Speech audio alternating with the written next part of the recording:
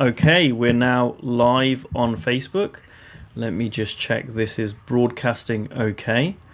If you can see us, give us a little wave, virtually speaking, of course, because we cannot peer into your homes.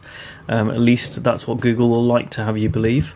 But yeah, give us a little like or a wave or a comment and let us know that you're watching. I'm joined by the handsome Dominic Scaffidi. Hello, Dominic. Hey, how are you, Ankush? I could have, Nowhere near as handsome as you. you know what? I could have used so many adjectives, but that was the first one that came to mind. So it Oh, must be true. I do appreciate that. Yes, thank you. I'm sure if your wife was watching, she would just roll her eyes because that's exactly what my wife would do to me. But glad to have you here, and I can see we've got a few people joining us. So we'll give everyone a kind of a minute or so to join us. And thank you for offering to do this. This came off kind of spontaneously off the back of me sharing a bio that I'd produced for a very large organisation that I've got a coaching contract with in London.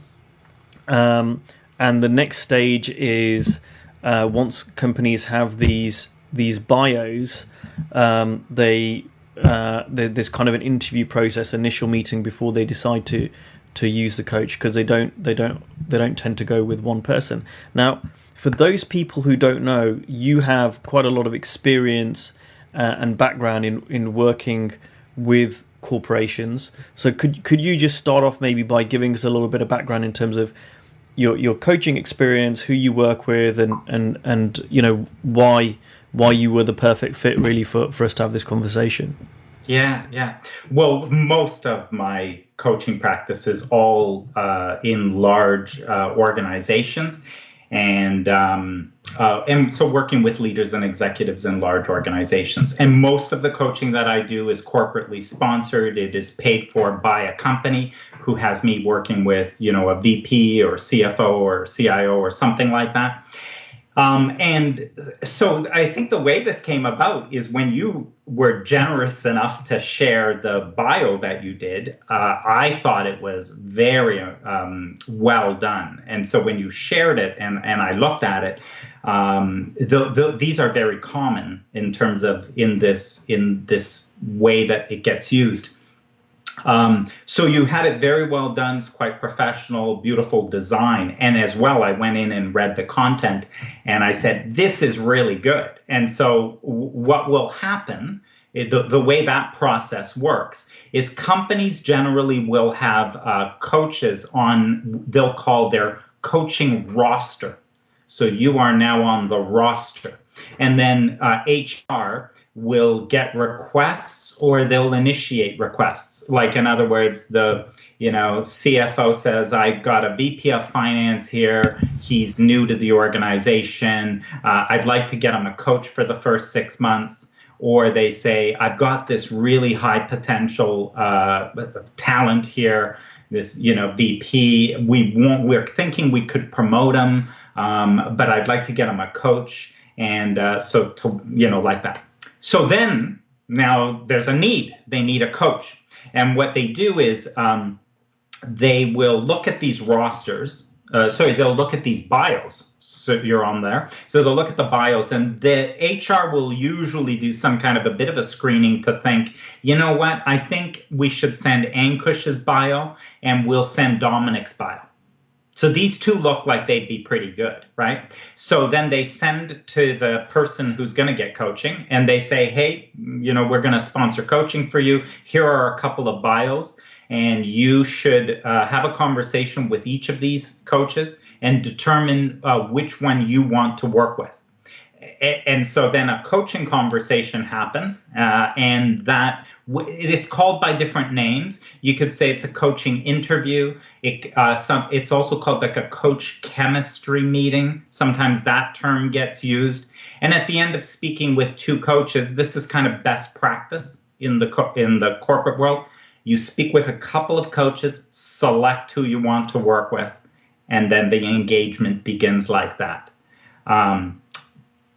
So the reason the process gets used that way is right from the beginning, it begins to anchor a principle into the relationship, which is to say that that client owns their coaching.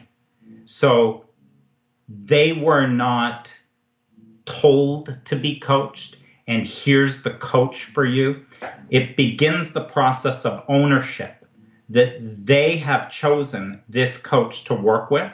So it's up to them as well, from an ownership perspective, to achieve the goals for the coaching with this coach. Right? So everything about that process begins to put responsibility onto the client for owning the coaching and achieving their goals through the coaching. Thank you for that. That's a really great kind of description of the process, and thank you again for being so generous to share your expertise and experience with us of having gone through that. Off the top of your head, how many of these coaching interviews have you probably done over the years, as in been part of? I've done I'm going to guess, given the clients, is probably, it's been more than 150. It's a lot. It's a lot of them. So plenty of them. And I've done them face to face. I've done them, by phone. There's different, different ways of doing them. And yeah, like that. And those 150, how many years is that over? I've been coaching for 10-ish, 11 years. And so, so maybe closer to 200, who knows? I'm not totally clear how many. And then, by the way, some clients in the corporate world, they've also selected just based on bio. It's rare. But I have had some of those where they just go, so-and-so has chosen to work with you. And my first reaction is, but I haven't spoken to him, right? But it's just kind of like that's happened where they just choose based on bio. And then very rare cases, which I don't like, is where I am selected to work with them by HR or by anybody else or by their boss. Their boss likes me or something. I don't like that, because it sort of undermines a little bit this ownership, this responsibility, this wanting that client to choose and to make a decision that this is a good fit, that this will work. Right? I love that, and there's so much in that we could kind of unpack, and but I'll leave a lot of it alone because we're here to answer a specific question. But one thing in particular I'll pull out is the onus, or not the onus, the mindset which it sounds like you're going into these sessions with, which is similar to my sessions with kind of anyone. So we're talking here about a corporate entity, but these principles also apply in many ways across the board. Is that it sounds like there is no neediness on your part. It sounds like the way you are approaching these, you don't like being selected, which some coaches might hear going, are you crazy? What are you talking about? Take the money, take the client. But what I'm hearing behind the words you're using is, no, you want this to be an effective process. Right. And part of it being an effective process is you having a connection and rapport with the coaching client and them taking ownership of the process. So rather than viewing these interviews as like a bad hurdle to overcome, you see this as an effective part of the whole coaching process. Oh, yeah. It sets it up from the beginning in a beautiful way. And so you've highlighted an important part, or, kind of, if you think about the tone of this whole thing, I am as much interviewing for fit as that client is, because I am in that conversation, and I can speak to places, situations where I have determined no fit. Right? It's rare, because I am pretty open-minded. I I see the good in everyone. I see the potential in everyone. However, despite that you are the possibility, the potential and possibility of the universe, and I see that in you, there is also some sort of readiness about getting into a coaching conversation or into a coaching relationship with me that I will listen for and test whether you are up to that or interested in that. And I can, and here's the bottom line about that. I am basically somewhat lazy and not willing to compensate for your lack of commitment. And so in that interact, I am the coach. These are your goals. And so I am testing for the level of energy and commitment towards something because I am unwilling to work harder in this than you will be. And so if I determine any sort of that this will be hard work, I am not interested. And it's not interested for two reasons. The one reason is because I'm just not interested in working that hard is one reason. The second reason is it's undermining. It won't work. I'm compensating for something. If I work hard in coaching, I am compensating for something. And the thing I am compensating for is your lack of ownership and commitment, which will completely undermine the effectiveness of the whole engagement. And so I kind of like that part is an important part of what maybe a preview to what am I doing during the coaching interview, right? We can talk about some other things, but what am I doing there, and what am I checking for or asking about, etc. Yeah, we've kind of jumped headfirst into the question, which is great, and I'm loving this, and I'm seeing the parallels with any client. I often say when I'm speaking to a potential client, this is good. You need to see if this is a good fit for you, just as I'm seeing whether you are a good fit for me. And that changes that. And it's not. This is not a system to it's genuine. It's real because, like you say, I've learned the hard way that there are some clients who it just wouldn't be a good idea for us to work together. And I've had clients where I might have a full roster of clients, and one client who I probably shouldn't have taken on has taken up more time and energy than everyone else. So I've learned that the hard way to not go there. And it sounds like that's the same approach you take when working with corporate clients. Right. But I'm really interested in what else. So what else makes an initial conversation in this corporate setting? What makes that effective?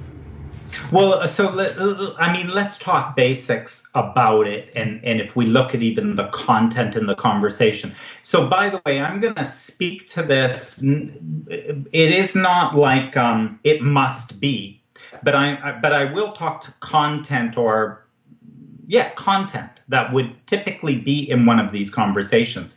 And there are plenty of conversations that once I get in and I get going, that not all of this is in there, or it just changes or goes in a different way. Because more important than listening to, this, I don't know, this is a process or what should be in it, is that it's in the back of your mind. You sort of understand what's important in the conversation, and then be present. Don't be running through a checklist of things, right? Like, just be present, and then that will take you to the right place. But generally, if we think about content, so first off, what you should know eventually, right? And when I in one of these conversations with these potential clients, I'll often joke about, because it's a little like sometimes it's a little awkward, right? They're sort of like, what am I supposed to do here? So you should keep that in mind. I mean, they're going to work with a coach. Many times they have not worked with a coach before. Really, some of them don't know what coaching is. So they think you're going in like you're this advisor, this really expert who's going to, help them, some sort of consultant or something. And so they don't even really get it. So what's I use humor and I'll say, well, I'm really glad we have this opportunity. And I've probably done more of these conversations than you have. It's so, and they go, yeah, I think so, right? I say, so let me tell you, how these go, because I've done a lot of them, right? So then I'll tell them, really in this conversation, there's a few things we want to do, which is, we should know who we are, right? Now, you have an advantage because you've been sent a bio about me. So hopefully we don't have to waste a lot of time on that, because you've got a bio. So, I'd rather not spend this time talking about me. But you may have other questions and we can do that. But I'm really interested in, who you are as part of it. And really, who are you and how did we get here? So there's something about, like, who are you? But how did we get here? You and I are having a conversation where you are considering working with a coach. How did we get here? There's a story about that, and I would like to know that. Right? So that's one, right? So that's a thing in there. Part two is you may have questions about process. How does this work? It will be for 6 months. You and I will talk for a couple of this. So anyway, I will answer process questions and how this coaching works and what are the components we'll do. How do we begin? What's the middle like? How do we end? Right? So I'll answer all your questions. And then the most important part is, as all of this is happening, is what you and I are both listening for is, could I work with this person? How would it feel to work with this person? Do I feel a fit, a connection? From my side, I'm listening for, is this someone I could make a difference with? From your side, you're listening for, could this person actually help me with what I am trying to achieve and accomplish through this coaching engagement? That's the most important part of this. And I would recommend, we don't really have to get so focused and paying attention to that, because what my recommendation is, it will become apparent. As you and I talk, it will just become apparent. So that's the general content that I usually will tell people about. In that last part around fit is, because coaches are different. We're all credentialed, we're all proper coaches. Usually your HR department has assured themselves that we are qualified coaches. So in other words, you don't really have to figure that part out. So that's the reason I'm sitting here in front of you. However, all of us, despite credentialing and all of that, have a different way that we go about this, different emphasis, different way that we will approach this. And so your understanding of what's my style, what's my approach, how do I go about this, will be very different than another coach. And so what's going to work for you right now? So that's the part in the fit part that is helping them to determine. Sometimes I'll say, and it's usually better if I've set it up ahead of time, like, where, I send an email, hey, looking forward to talking to you tomorrow, blah, blah, blah. Usually it's helpful to set it up before, but if not, in the moment you say, by the way, a really good way for you to get a sense of me as well is if there's something going on right now that you would like coaching on, and we could literally take 15 or 20 minutes of our time. I recommend, by the way, for these about an hour.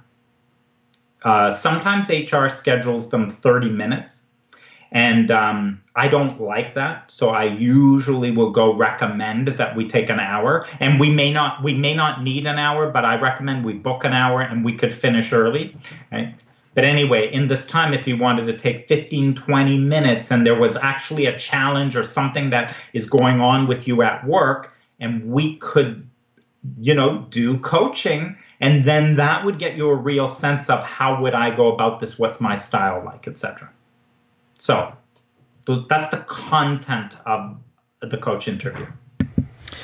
So that's great. If you've seen me with my head down, I've been making loads of notes. That's really helpful, because I wanted to recap this for everyone watching. So the first part of what we've said so far is, one, you are interviewing them as much as they are interviewing you. That's the first thing I got. Secondly, what I got is, despite everything else we say, the most important thing is be present in the moment. Right? Yes. Right on. Right. So that's, and I wrote that down. So, and by the way, this, as we've said, this applies, by the way, to all conversations with all potential clients. Right. And in fact, I think everything you said pretty much applies. I think the only difference is the way that you've connected is via HR. Everything else is the same. So then what I heard is, okay, in terms of getting on a call with someone, and this is a slight difference because they've maybe, said, okay, we're going to pay for a coach, here's some suggestion. But in essence, it's the same. So you get on a call with someone, they probably have not had coaching before, they don't know how really to go, they're looking for leadership from you. And so the coach takes the lead and say, look, this is how it's going to work. One, let's do some introductions. You've got a bio of me, but I'm happy to answer any questions, but I'm really interested in you and what has us get on this call together. Sometimes the questions that I've used to people is, what's had you call me? Why do you want coaching if I'm working with a private client? But it sounds quite similar in terms of, what are we doing here, right? Like what's the point? What's the agenda for this? Secondly, you've made it really clear. You can answer questions about the process. How long is this going to work? How long are we going to work together? How often do we have the calls? The client that I've recently got, where I shared the bio, that's set. But actually, I got this gig through somebody else, and I know they've had coaching. So the organization I've gone through HR, they pay for 6 calls. But I know the person who I connected through has had the same coach for a few years. And HR said, oh, sometimes they find their own budget if they want to continue. Right? Oh, yeah. So there's that structure piece. And then the third piece, which is, like you say, the most important, is having a feel for whether you would, and I love the words because it's so similar to what I say, we're both listening for, what we're both listening for is, could I work with this person, right? And it's along the lines of, would I like to work with you, and would you like to work with me? It's coming back to the first thing that we've said. I'm really glad you made this point, because I kind of took it for granted, but I'm glad you've kind of pulled this out, which is the best way for people to get an understanding of whether you're a good fit is for you to both do a little bit of coaching.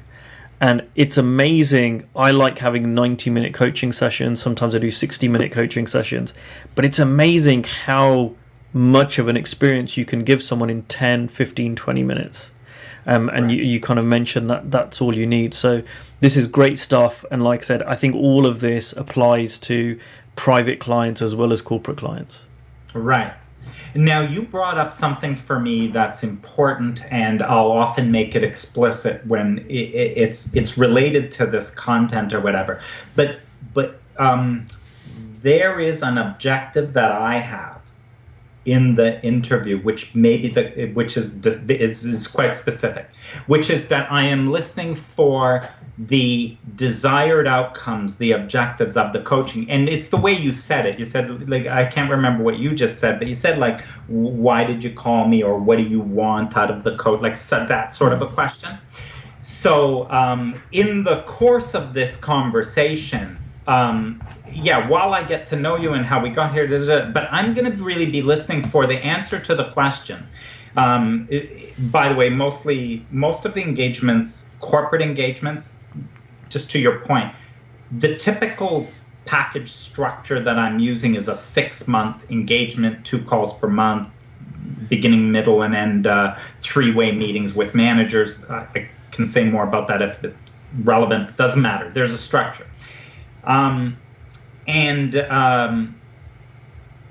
so what I'm listening for is, if we work together for that time and we get to the end of it, and you turn around to say, wow, that was so worthwhile. Wow, that made such a difference for me. Like, I want to know what it is that will have happened then, that would have you say that this was so worthwhile and it had such an impact for you, it made such a difference. So I'm listening for what is the value, what is the outcome, the objectives, etc. Now, to be fair, and I'll tell them this too. I say, at this point, you may be 100% clear about what that looks like, or you could have very little clarity about what that looks like. And that's okay. But because once I gauge that, I know that the first job I'll have, like, in other words, if you say, I don't know, I mean, there's a couple of things I think I need, but I don't know exactly what else I would want out of this coaching, then that's okay, because now I just know that if we work together, my first job is to clarify that with you.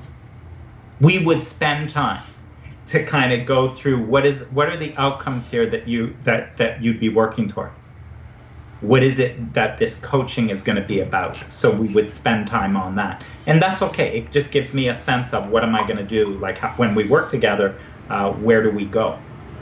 I love that. And I want to pull something out here, because so many coaches I speak to don't get this point, and innocently have an agenda of how can I get in. And Mark Howard calls it, they what's the word? I've written it down here. They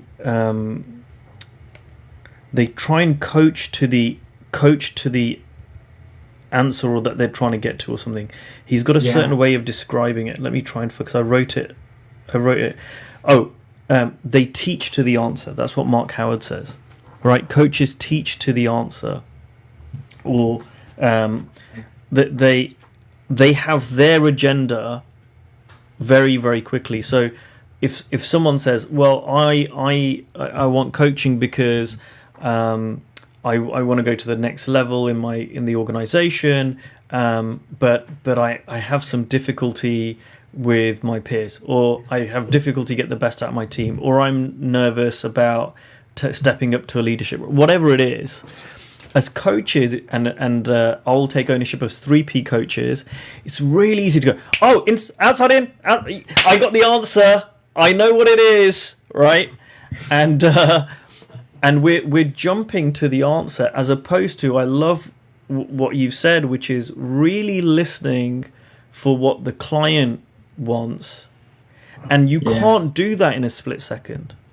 If we're really, really listening, it takes a bit of time to work out, and this is something that I'm still learning, that there's always deeper to go with this around listening, that so many times a client or a prospective client will get on a call and I'll say, what would make this a great conversation, or what can we work on today that would be really helpful? And the thing that they say at the start of the call is not the thing that really is going on. Right. And I love what you said, that if they don't know what's going on, that's the thing you work on. I think equally it's so important. Michael Neal has this lamppost metaphor, that even if someone went and spoke to a lamppost at the end of each day, it would be so helpful. Right. If anyone's listening to this and thinking, well, 15-20 minutes, I'm just going to be doing intake. I don't know what you think about this, Dominic, but I think that even that is beautiful. If you just spend 15 minutes asking questions and clarifying what they really mean, and well, what do you mean by that, and them going, no, I don't quite mean that, I mean this. That is super, super useful.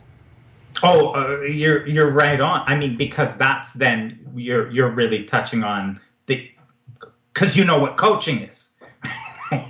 You know what coaching is. So it's kind of like, what is coaching? Well, mostly it works because they get to hear themselves talk. Mostly is the fact that they get to hear themselves think. There's incredibly huge value, right? So there's a lot of it accomplished right there. So how well are you listening? How good are you as a listener? And so you take 15 to 20 minutes. And the fact that they have never been listened to, the way you will listen to them in that 15 to 20 minutes, that will strike them as interesting about what you bring, because they will begin to see the value. And there's more things you said that, again, this gets into principles of coaching. They've never been listened to the way you listen. And they don't have anyone who will listen to them with no agenda.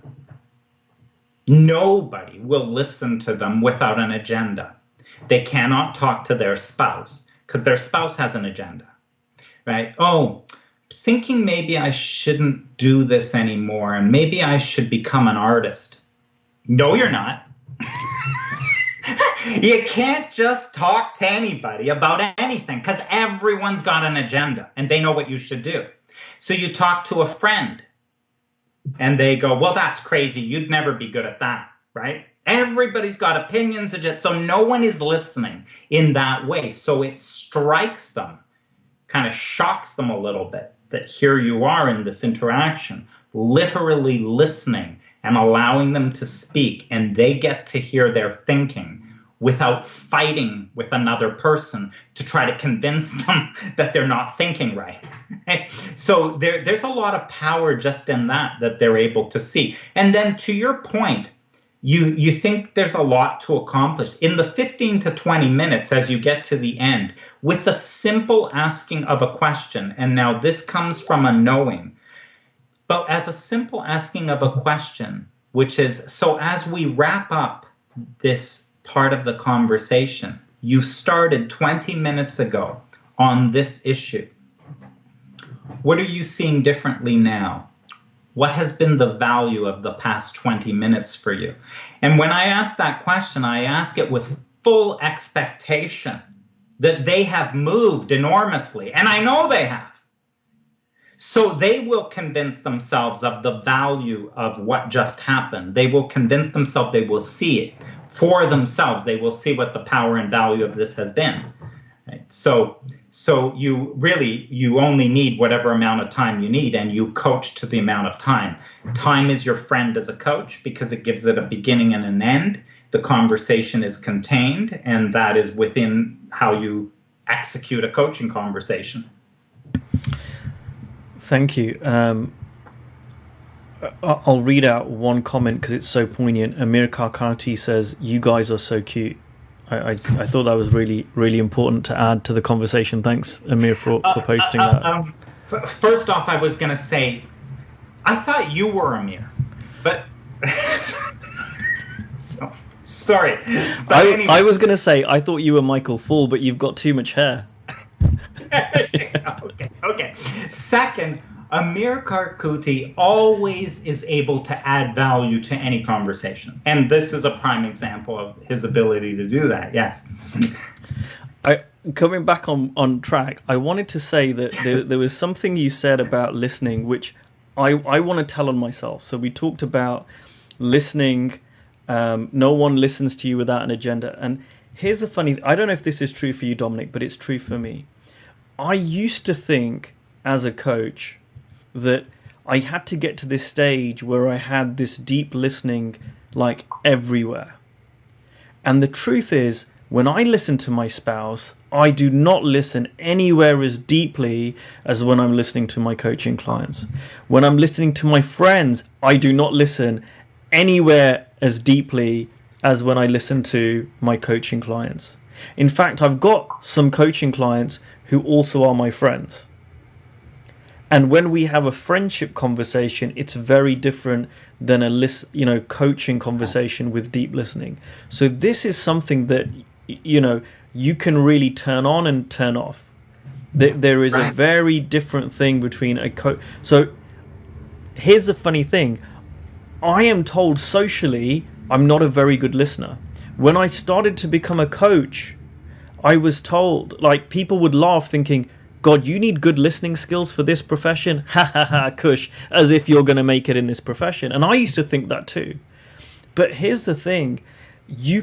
Anybody can learn in a coaching conversation in 15, 20 minutes to settle down, to center yourself and deeply listen to the other person. And it's just practice. Right. Well, see, and that's just a clarity about what coaching is. And when you're a professional coach, there's a reason it's a profession. It is, and it's why you pay me. I mean, because I will be doing coaching. And when I'm doing coaching, I do not do that with my wife. Right? There are not the conditions for that kind of a conversation. Don't attempt it with your friends. You do not have the conditions for that kind of a conversation. You only understand that if you understand what coaching is. For people who want, they can go back and listen to the conversation you and I had about what is coaching, teaching, mentoring, and what makes coaching. But you don't have conditions for that, because with your wife, you have no permission to coach. With your friends at a party, you do not have permission to coach. Permission is an essential requirement to coaching. People must listen in a particular way. There is a setup in that conversation so that something can happen in that conversation. And it is distinct from casual conversation. It is distinct from a casual chat. There is a reason you pay a coach for coaching.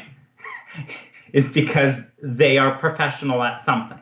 And you obviously know what that is. And now you can see the difference between when you're now off your coaching calls, like me, when I'm done the calls and I go into the kitchen, I am not a coach. My kids come down or whatever, I'm not a coach. Let me tell you, when you misunderstand that, and in the early days of my training, I believed that this is so great because now I can help my wife. This is so wonderful because she could, she might come home from work with a complaint. Well, I'm a coach now. This is wonderful because now I could coach her. Yeah, it doesn't work. You do not have that relationship. And so there are things to do to create that kind of a relationship. And so don't coach when you're not being asked to. Yeah, absolutely. Absolutely. And I think this is, as we've said so many times, this is just everything that we're saying is applicable to any client or any potential client. And one thing that I hear from so many coaches who are struggling is, I'm a good coach, I just can't get clients. And I think the thing to pull out from what we've said today is, if you're a really good coach and you're not getting clients, are you showing up as a coach in those conversations? Because what I've done in the past, and I'll hold my hand up to this, and maybe you did this, Dominic, when you were having these initial conversations, is you only speak about the second part of what you said, part two, which was the structure, how this works, what we do, and you talk about coaching, you talk about logistics, you talk about structure, as opposed to actually coaching someone. And I've been guilty of this. I was guilty of this for a lot longer than I wish to admit. But it took me a long time. And I remember when something landed in my head, Kush, there's a difference between coaching and talking about coaching. And I had an 1.5 hour call with someone, and maybe one day they'll watch this and recognize it. And we were 75 minutes into the call, and I realized, crap, I've just been talking about coaching. I've not been actually coaching them. I've not been showing up as a coach. I've just been describing what coaching is, which is trying to describe a color, or something. It's got to be experienced. And the last 15 minutes, I went in and I actually coached them about something, and they went, and I could feel the difference. And they said, you know what, this call was good, but the last 15 minutes really nailed it. Right. Yeah, that's so important. And now what I want to say too is that you won't always have that opportunity for many reasons. Sometimes the client comes on and they weren't prepared, so they kind of get iffy about, they're not sure what to talk about or whatever like that. So all of that can happen. However, that is no excuse for you not showing up as a coach. So in other words, I'm not going to have a coaching conversation and kind of, take you, so what do you want to get out of this? And we got 20 minutes. Like, I'm not going to structure in that way. However, you will experience what it is like to work with me as a coach by the atmosphere here. So the way I am listening, the way how heard you are, that you've been heard. In the interaction, you've been heard. I hear you say something. You notice my questions. There may be some time in this, I'm going to hear you say, wow, that's a really good question. I've never thought of that before. And you're going to go deeper.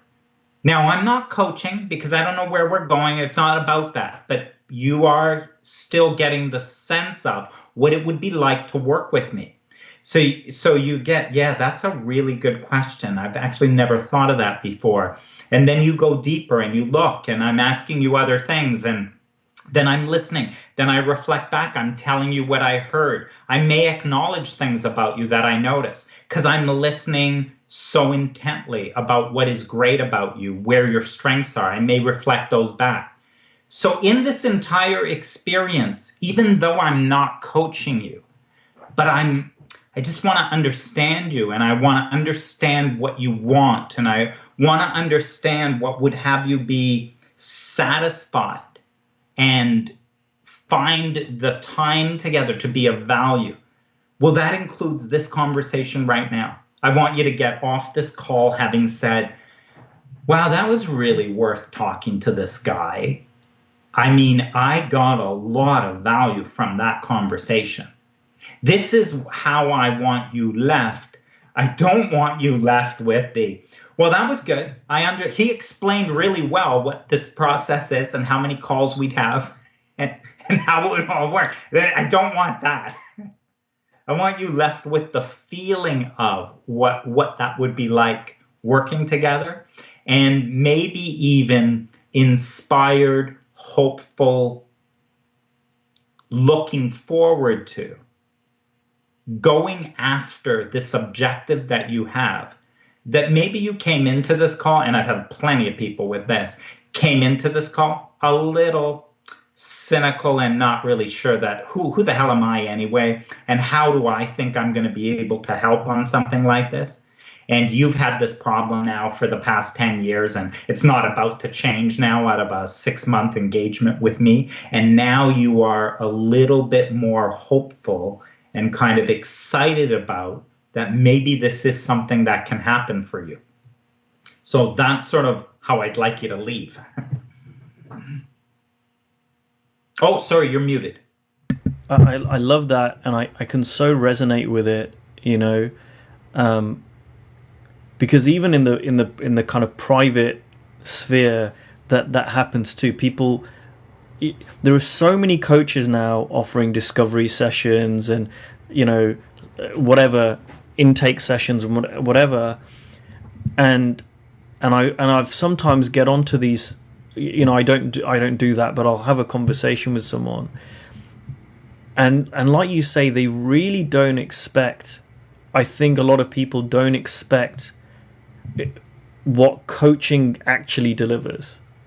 When you get on a conversation, you get into a call with someone, especially someone who's not had coaching before, and they experience coaching, it's really different.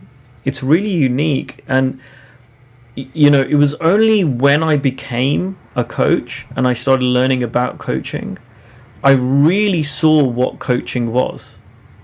And I'd had coaches before, and I look in hindsight, and it wasn't bad, but it was quite directive. It was more teaching. It was more consultancy. And when I started actually learning what coaching was and getting coached, I was like, oh wow, those mentors and teachers and guides I had who were great, if they knew this stuff, they could have been even more effective. Right on. I believe that. I believe that coaching can make anybody more effective if what they're interested in is impacting other people. There's a lot of ways of impacting other people, of contributing to them, making a difference to them. You can share things with them, you can teach them things, you can mentor them and, talk about your insights. There's a lot of things you can do. And I believe anybody, if they learned a little bit more about what is coaching, that they would be so much more effective in their role as a teacher, in their role as a mentor, in their role in all of these other ways. Because once you start to bring in some coaching skill into those roles, the impact is huge. We're quite a lot of way into this webinar. I'd love to open this up for any questions for people, because we've been talking quite a lot, and hopefully this has been helpful. In fact, if it's been helpful, please comment, let us know. And if it hasn't been helpful, please address any messages to Amir Karkauti and Michael Fall, and give them some and abuse. You already know Amir will deliver value back. Absolutely. So let us know if this has been helpful, but especially let us know if you've got any questions specifically around having an effective initial meeting with a potential client in a corporate setting, but also actually if you want to ask for any setting, because I think there's so many similarities. Please ask the question. Now is your opportunity to do that, and Dominic and I will be happy to address it from our experience. So if there's a challenge, or a client asked you something that was a potential client asked you something that was surprising to you or anything like that, please post it. And maybe while we're waiting for that to come in, I'll share about. Remember, I said we're using this also to screen out, because we're filtering too, right? So first off, I got to tell you that I believe in this process. And oftentimes the way I'll leave people at the end, if I play that out with you, I'll say, Ankush, thanks so much. This has been a great hour. I've really enjoyed meeting you. I appreciate your openness in sharing with me what you really, and exploring the opportunity to work together. And I just want to tell you that this process works perfectly every single time. So just put your mind at ease that you can't mess this up.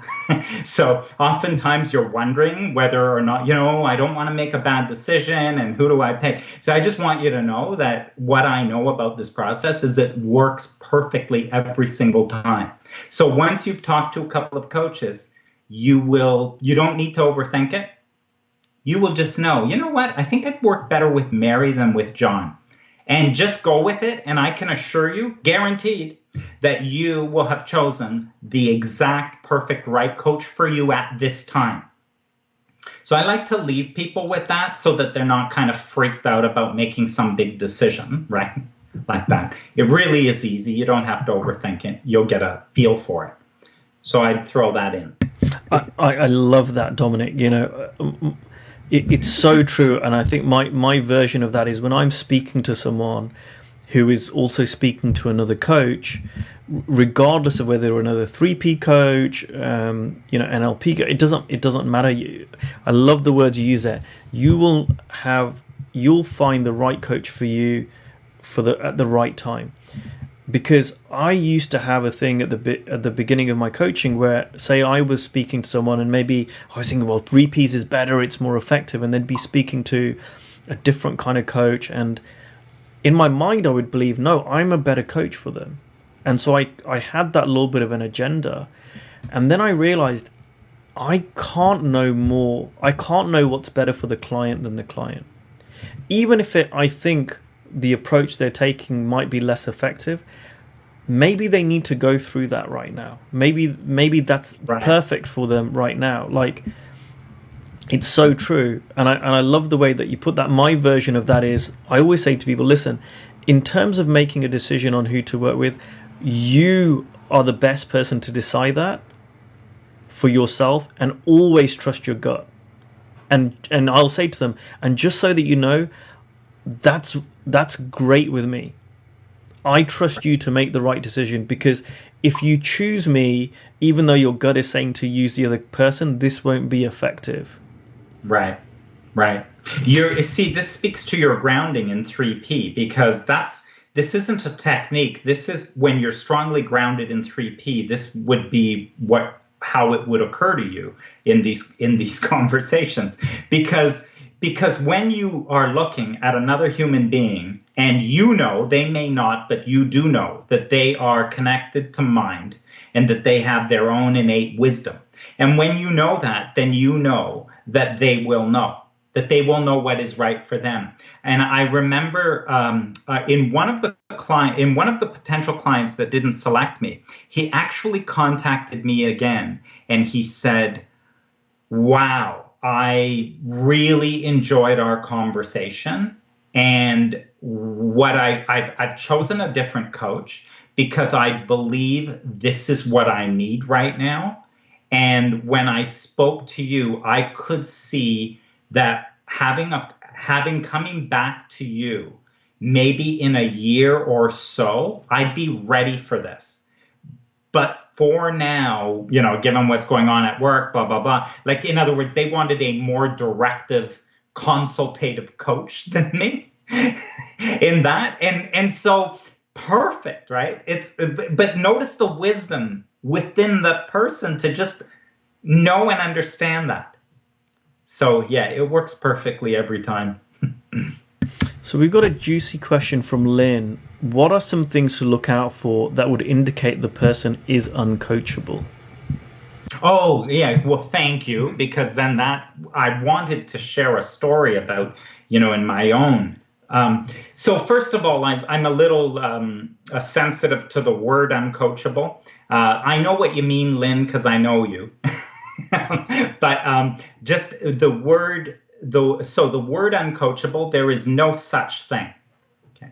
So there is no such thing as an uncoachable person. There is no such thing as, a resistant client, any of that. And so what happens is that these dynamics arise in a conversation. Sorry, they arise in the relationship or the interaction. So if you want to test it, just go to your partner or spouse and just start coaching them on something that you think that they need. And then what you will watch happen is you will watch a resistance and an uncoachable show up, right? You will watch it happen because it happens in the relationship, in the dynamic. So when I did my coaching certification, I hated this because I asked exactly that question. I said, what about if you get an uncoachable client? Like, how should I handle that when the person's uncoachable? And the answer back was, well, there are no uncoachable people. There's only ineffective coaches. And I hated that answer. But it was like, you're the one who's going to cause it by greater assertion, right? So anyway, you cause it in the relationship, and usually when I notice it happens, and it does happen sometimes with me and my, clients or whatever, the alarm bells go off for me and they say, oh my God, you're pushing and asserting, you are telling too much, you've determined already what their answer is. And what you are starting to see is a resistance against you trying to get them somewhere, right? So now you call it uncoachable, you call them being resistant, but it's you that started to determine where they go. Having said that, I'm in one of these coaching interviews with this, SVP of some very senior guy. We get into it. I am working here now, we're 45 minutes, 55 minutes. I cannot get a sense, an energy of any desire in this conversation to go anywhere. I'm hearing stories of what's unfair in the organization, how he's been overlooked. I'm hearing stories about how he's not appreciated and valued. Like, I'm just trying to ask, like, what we're going to do in this coaching. I'm hearing a victim. I'm hearing like well, I'm really good. It's just out there, right? So we're getting to the end, and I'm like, oh my gosh, I don't hear anything. So I go for it again, and I'm like, so listen, I'm unclear, like, what it is that we would accomplish from our work together. And so what is it that would be worth your time? Like, what would be valuable to you if you invest this kind of time and energy into this relationship? And he's like, I don't know. You should talk to my boss, see what he thinks. I said, well, I will do that as part of the process for sure, because we can talk about that another time. But part of the process is I do want alignment with the organization and the boss. So I do all that. But I said, no, of course I'll do that. And we'll make sure you and I are aligned. But just, your boss has one perspective, but I'm more interested in yours. You're going to spend this time. We're going to work together. And, well, it's, I'm really fine. The problem is my boss doesn't support me, and the problem is these other departments, right? Well, I'm not as grounded, maybe, because now I'm getting like really like flustered here. Eventually, I find myself saying something like, I'm not sure I've been clear about this, but let's just look at this. If you and I work together, so, because I'm hearing that there's a lot of other people that need to change, and a lot of other things will need to change. But just to be clear about coaching, when you and I are coaching, it's not going to be about any of them, right? So that's why I'm asking the question. Eventually, I said something like, because he still wasn't getting it, and I said, so if you and I were having conversations over 6 months, twice a month, we're having these conversations. How much do you think your boss will change as a result of the conversations you and I are having? How much do you think these other people will have changed as a result of the conversations? And he kind of looked, well, I guess they won't. I said, in a coaching interaction, if anyone is going to change, what's your best guess about who that will be? And so it was like a very kind of confronting way of saying, so that's what's going to happen. And by the way, and if you work with me, that's the first thing we're going to figure out is how it is that you want to be different. And we're just going to stay at it and stay at it and stay at it until that's clear, because we can't go beyond it until that's clear, right? And so what's really cool about this is he then didn't select me. So he did not select me as the coach to work with him. And I breathed a sigh of relief knowing when I got the message that he had chosen another coach. It all works perfectly. Yeah, I love that. And Lynn's saying that she gets a lot of victim scenarios and not much movement from it. And these types of people seem like they don't want to see anything differently. And I love that you started that off with, talking about your training being about there's no such thing as uncoachable people, because I think that's so important that you said that first, because when I have a mindset of there's coachable and uncoachable, I show up differently. And when I show up as there's no such thing as uncoachable, like one of the things I learned from my own coach a few weeks ago was when he was talking about the concept of neuroplasticity, that the brain is plastic and it can learn, and you can have a stroke and part of your brain can die and you can relearn to use your hands and arms and legs. We are very resilient, we're very capable. You take a human being like that and you put them in a middle of a war zone, they will probably die or find somewhere to survive. Like they won't just sit around and complain. Like they'll find ways to move forward. And I think you're right. It's then just showing up as you, as a coach, listening for what you're listening for. It's exactly what we're saying for a client, right? It's like just show up, and then trust your gut. So yeah. I would say, so I think what I'm trying to take out and tease out from your answer is there's no such thing as uncoachable, and you trust your gut in terms of would this be a good use of time for you and the other person. Very, very good. And there was something interesting in I guess when Lynn said, sometimes you'll get people who don't want to see it differently. And my direct challenge back is that you will get people who resist seeing it the way you see it. So you will have people resist seeing what you are trying to get them to see. You will have people resist wanting to see the thing you're trying to get them to see.